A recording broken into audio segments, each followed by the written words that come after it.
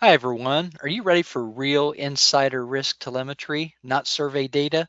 Safetica analyzed hundreds of thousands of blocked actions across real Safetica protected environments in the second half of 2025. And the results are what insider risks look like in organizations just like yours, not what vendors assume it looks like. My name is Vic Cleary. I'm the product marketing manager for Safetica, and with me is John Paist, our senior solutions architect. And over the next few minutes, we'll walk you through the four shifts in data protection threat trends that define the second half of 2025 for our users and what each one of them means for how you protect your data. So let's get started. So to set the stage, Safetica is a global leader in intelligent data security powered by AI, and we deliver data loss prevention and insider risk management for organizations of all sizes in over 120 countries and protect over 1 million devices to safeguard sensitive data. Our analysts have compiled a unique collection of global cross-industry insider risk-related threat trend data from the second half of 2025 that's not a small data set from a sample group of customers or a self-reported survey, but real life data protection telemetry, including data protection policy violations and risky website and app access and unusual sensitive data handling and more, all observed directly by our analysts and compiled into a detailed report that is now available for you to download. Every stat in this deck and the report came from environments just like the one you're running today. So it's an excellent snapshot of your peer group's data and the challenges faced by so many organizations and security teams to protect against common insider risks. So what did we find? I'll hand the presentation over to John so he can walk through the four key data protection trends that stood out. John? Thanks, Vic. So let's begin. So we've got four different takeaways here that we will be going over. Firstly, a lot of the policy violations that occur are just kind of everyday tasks occurring in everyday tools. Most people picture insider risk as some sort of malicious downloads or somebody doing some funny stuff with a USB device or something like this. But in reality, 60% and over are actually just blocked activities that happen in the web, email, instant messaging, just tools that people use on a day to day basis. Perhaps it could be somebody in marketing or somebody in finance, just doing something which is maybe looks a bit odd, dealing with some client data or some financial data, but in reality, it's just another day in the office. And ask yourself how much of your current policy coverage is actually reaching these sort of things when it comes to either, I don't know, web related activities or email activities, IM traffic. Is it focused on these things? Is it focused on just maybe some relatively mundane file activities otherwise? Or, what is it actually focused towards? This is really why context aware DLP is beating these blanket, legacy policies. You need to have visibility into the everyday channels, not just the, let's say, exotic ones, if you will. All right, let's move on to the second takeaway here. And what we're seeing is that, yeah, static rules just can't keep up with real everyday behavior. If you block, one channel, the users are not going to just stop at that channel and say, oh, no, I can't do it. They're going to go around, they're going to find another way to do it. For example, we did see encrypted messaging app usage surge 64% plus in Q4. Keep want to say 2024. No, in Q4, which is pretty crazy. And also, additionally, if you're going to be maybe blocking email attachments or something along these lines, if you put that in one day, the next day people are just going to go around that again to be using WhatsApp or Signal or whatever else it may be. People will adapt.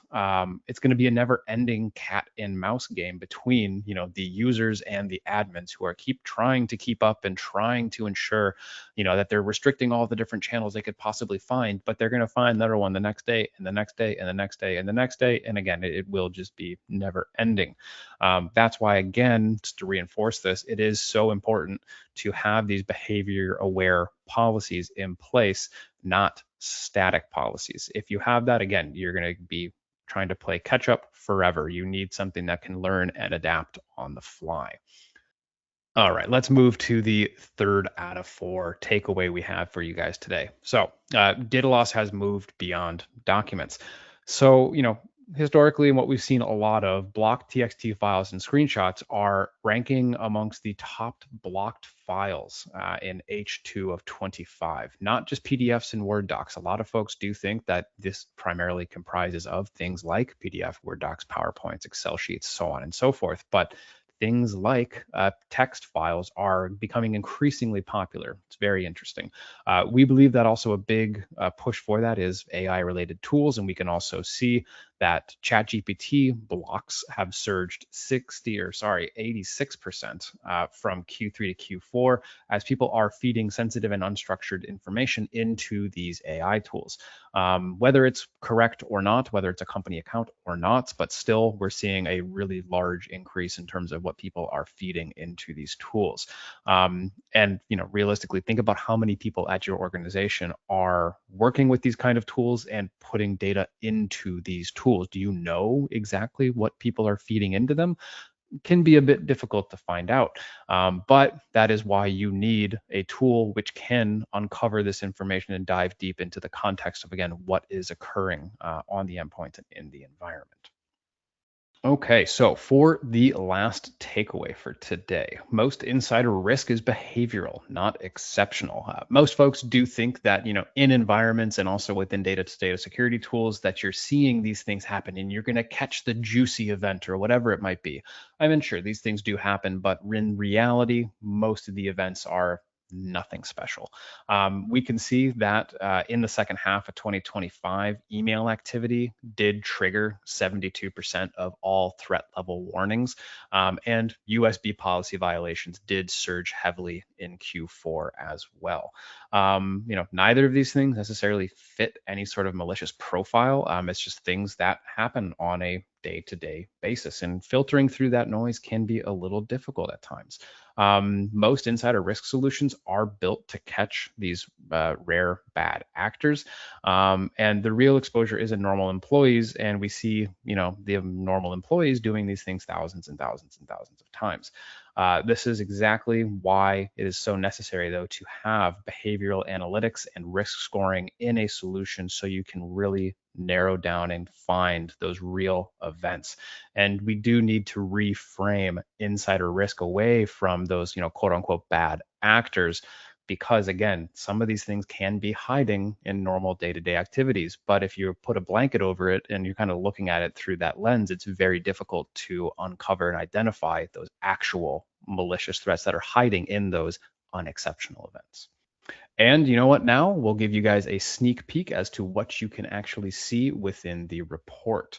So, for example, this is one of the first, let's say, little sneak peeks we got for you folks.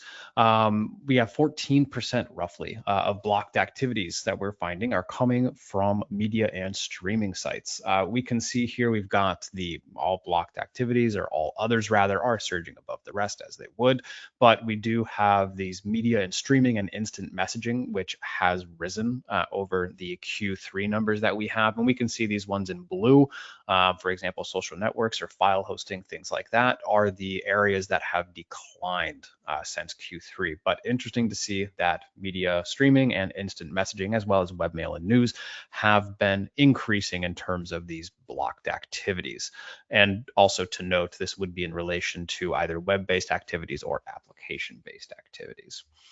And for another sneak peek here as well, we do have information regarding the top blocked file activities across all industries.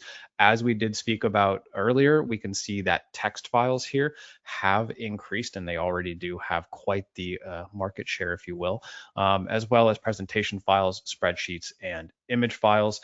We have, of course, some stragglers out here as well that you can see as well, but still really interesting to see that the text files have been increasing, as well as the spreadsheets and image files and things like this. Presentation's pretty on par, but still very interesting to see. And I still think a lot of this is also because of the rise in the AI tools that are creating these text files, presentations, and spreadsheets, and so on and so forth for everybody.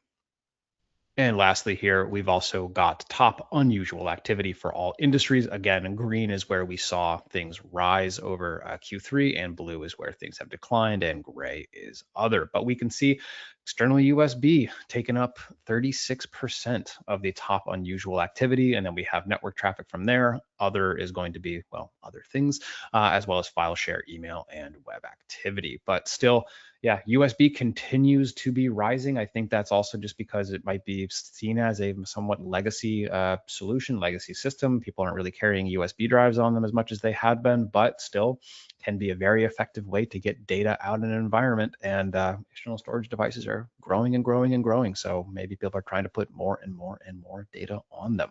Still very interesting findings. And yeah, these are the kind of things you will be able to see within our report. That's great, John. Thanks so much. So let's recap this. So risk lives in everyday tools.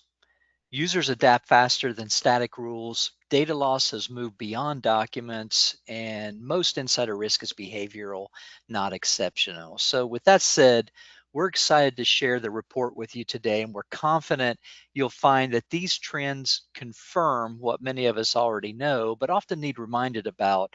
And that's that modern sensitive data exposure is not primarily driven by isolated incidents or obscure attack vectors, but by everyday work happening at scale. The full report goes much deeper into this, and we have detailed stats on blocked activity trends, AI tool risks, file type and extension risks, threat level warnings, and more. And we encourage you to download the full report today to learn more. And if you want to see how this maps to your own environment, contact us to meet up for 20 minutes and discuss your situation in more detail. Thank you for joining.